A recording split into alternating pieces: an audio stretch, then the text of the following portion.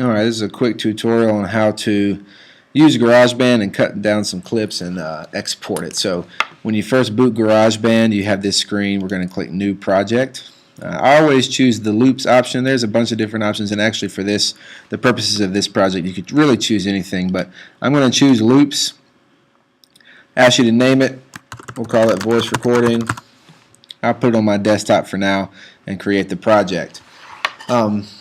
If you have existing MP3 files of voice recordings or music or a soundtrack from a video or whatever it is, it's actually extremely easy to get them into GarageBand. If you find them using your Finder, and actually have two MP3 files on my desktop, I'm going to just drag one from my Finder, and when you see this green plus, I'm going to drop it. And it actually creates a new track for you in GarageBand and imports that MP3 file as this orange bar.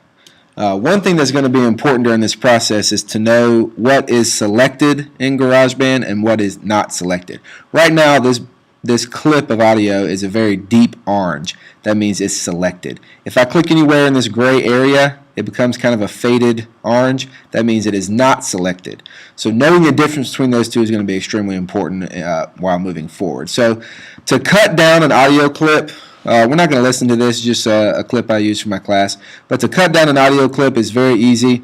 You have to put the red playhead, this red line that shows where things are at.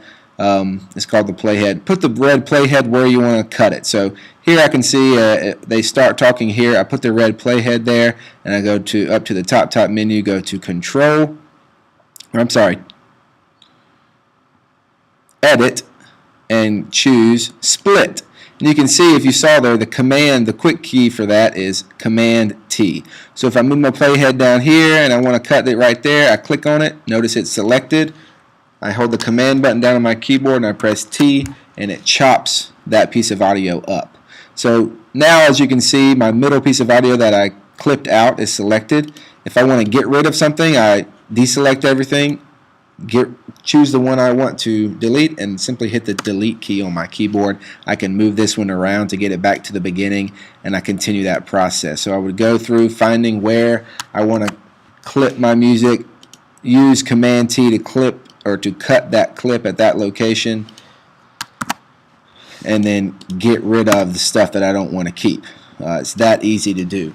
Now, one thing you may run across while you're moving your playhead around, you may notice that it's snapping from one line up here to the next, which is something that may get in the way if you want to cut your clip at a very specific point. So to disenable that, you go to Control, and where it says Snap to Grid, you click on that, and now I have free range to move this thing wherever I want to move it. It's a lot easier to deal with. So to bring in another clip, if you wanted to combine clips, it's just as simple as that beginning process. I would just click in my Finder, drag it in, and drop it. It's going to make a new track for me, and now I have this other clip selected. I can do the same process where I move my playhead where I want to cut it, cut that track, and get rid of the one I don't want. I remember I need to click on it here to select it. Command T will cut it, and I get another clip here that is now part of my production. Now notice it only clipped or cut the audio that's on this new track or layer that I created. If I want to go back and cut one up here, I simply just click on it, and now when I hit Command T, it would actually cut the one that I have selected. So now I have a nice little audio clippings from start to finish. So I've cut it down to exactly what I want to keep. Now I want to export it to a portable format. Very easy to do in GarageBand. One thing you have to remember to do is to find what's called the end of the project. So up here in the top timeline of GarageBand, where all these numbers are, there's going to be a purple arrow.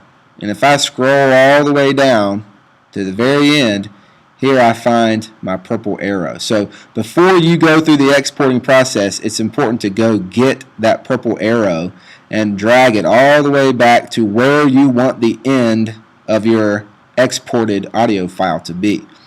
If this process is not done, then you'll end up having all of that space that I had to scroll through to find this purple arrow would end up being dead space in your recording. It'd just be silence. So moving that purple arrow to the end of where I want this recording to stop will make sure that when the audio piece or audio production is in fact over, the audio file stops playing because it reached the end. So once I've dragged this arrow to set the end of my project, I go to the top menu and I choose Share, and I choose Export Song to Disk. And here I can choose different types of encoders depending on the file type you want. The most common file type is MP3, so I want to compress it using the MP3 encoder. There's a bunch of different quality options. I always go with higher quality to make sure it sounds good, and I hit Export. It's going to ask me where I want to save it. I'm going to go ahead and save it to the desktop, and I'm going to name it the same thing. So I hit, that's exactly what I want my file to be called, so I press the Save button. GarageBand will go through this mixing process and converting, and then now if I go and look at my desktop, I have voicerecording.mp3, and this is the exact file that I made and cut down here using GarageBand.